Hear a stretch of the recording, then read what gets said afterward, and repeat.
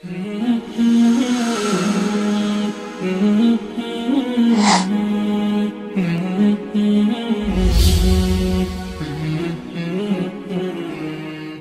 اللہ الرحمن الرحیم۔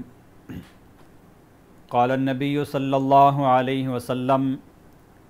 علیکم بسنتی وسنت الخلفاء الراشدین المہدیین۔ محترم ناظرین، حضرت عثمان رضی اللہ تعالیٰ عنہ نبی مکرم صلی اللہ علیہ وسلم کے صحابہ میں سے ایک جلیل القدر صحابی ہیں جو مسلمانوں کے تیسرے خلیفہ بھی بنے اور اپنی پوری زندگی اسلام کی خدمت میں گزاری، جانی خدمت بھی کی، جانی قربانی بھی دی اور اپنی مال کی قربانی بھی دی کہ جہاں جس وقت جس چیز کی ضرورت پڑی حضرت عثمان رضی اللہ تعالیٰ عنہ نے اپنے مال کو اسلام کی خاطر قربان کیا۔ جب نبی مکرم صلی اللہ علیہ وسلم مکہ سے ہجرت کر کے مدینہ تشریف لائے تو مدینہ میں میٹھے پانی کا ایک کنواں تھا جس کو بئر روما کہا جاتا تھا، اور اس کنویں کا مالک ایک یہودی تھا جو اس کنویں کے پانی کو بہت مہنگا بیچا کرتا تھا۔ تو نبی مکرم صلی اللہ علیہ وسلم نے ایک دن فرمایا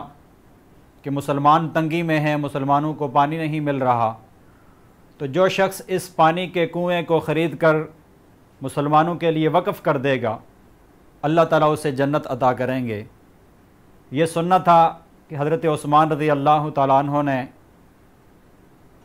اس کنویں کو خریدا اور خرید کر مسلمانوں کے لیے وقف کر دیا۔ اسی طرح شروع میں جب مسجد نبوی بنائی گئی تو وہ بہت چھوٹی تھی، صحابہ کرام کے لیے، نمازیوں کے لیے وہاں جب جگہ تنگ پڑ گئی تو مسجد نبوی کے ساتھ ایک پلاٹ، ایک جگہ وہ سیل ہو رہی تھی، بک رہی تھی۔ نبی مکرم صلی اللہ علیہ وسلم نے پھر ارشاد فرمایا کہ کون ہے جو اس جگہ کو خرید کر میری مسجد میں شامل کر دے؟ جو شخص ایسا کرے گا میں اس کو جنت کی گارنٹی دیتا ہوں کہ اس عمل کے بدلے میں وہ جنت میں جائے گا۔ تو حضرت عثمان رضی اللہ تعالیٰ عنہ ہی وہ خوش قسمت صحابی تھے کہ جنہوں نے نبی اکرم صلی اللہ علیہ وسلم کے اس فرمان پر لبیک کہتے ہوئے وہ ساتھ والا پلاٹ خرید کر مسجد نبوی کی تعمیر میں شامل کیا اور مسجد نبوی کو وسعت دی گئی۔ اور جو صحابہ کرام تھے ان کے لیے جو نماز پڑھنے میں مسائل تھے کہ ان کو جگہ نہیں ملتی تھی تو وہ مسئلہ بھی حل ہو گیا۔ اس کے بعد جب غزوات کا سلسلہ شروع ہوا تو غزوہ بدر سے لے کر غزوہ تبوک تک ہر غزوے کے اندر حضرت عثمان رضی اللہ تعالیٰ عنہ نے بھرپور حصہ لیا، اپنی جانی اعتبار سے بھی صرف غزوہ بدر کو چھوڑ کر باقی تمام غزوات میں بنفسہ نفیس شامل رہے، اور ہر غزوے کے لیے جتنا مال ضرورت پڑا اتنا مال حضرت عثمان رضی اللہ تعالیٰ عنہ نے اللہ کے راستے میں قربان کیا۔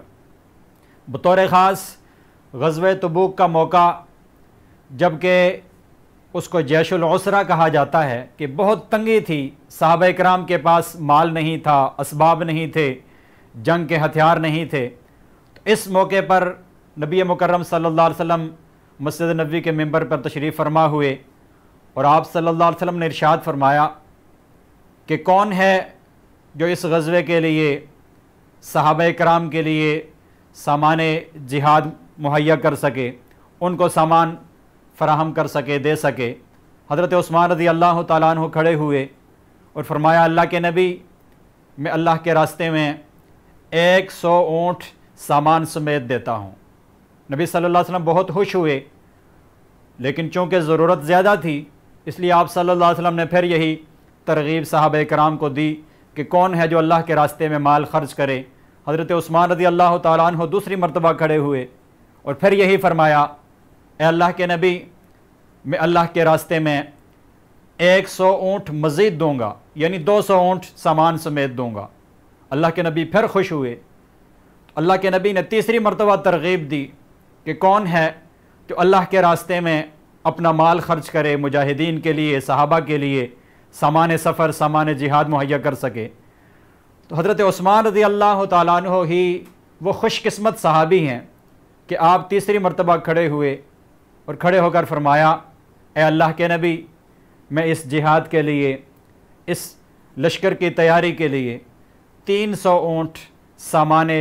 سفر سمیت جتنا بھی سامان ہوگا، سامان سمیت 300 اونٹ اللہ کے راستے میں جہاد کے لیے دیتا ہوں۔ اللہ کے نبی نے چوتھی مرتبہ پھر ترغیب دی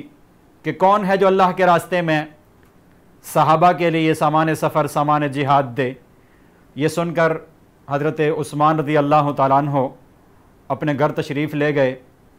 اور اپنے گھر سے 1000 اشرفیاں لائے اور لا کر نبی صلی اللہ علیہ وسلم کے قدموں میں نچھاور کر دیں۔ جب یہ معاملہ نبی صلی اللہ علیہ وسلم نے دیکھا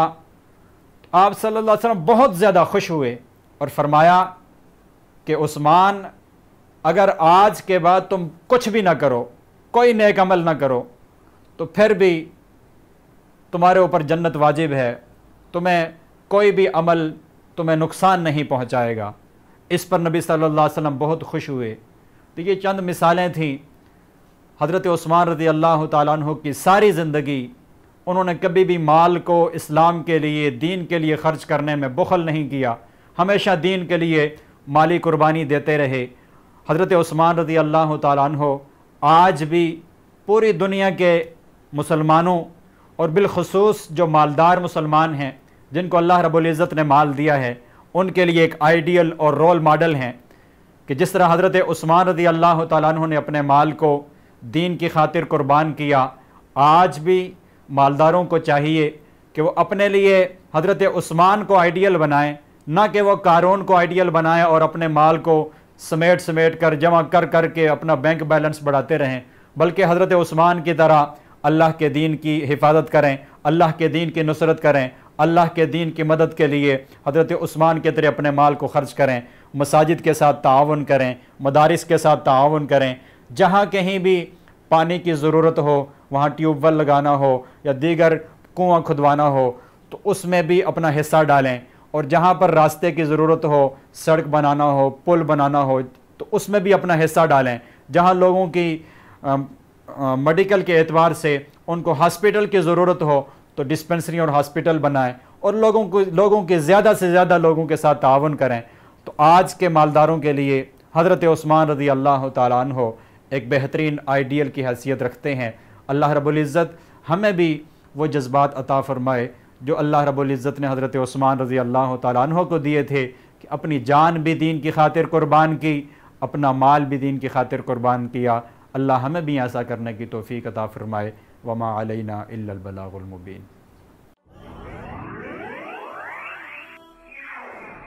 وصال اردو، اندھیری رات میں ایک روشن چراغ۔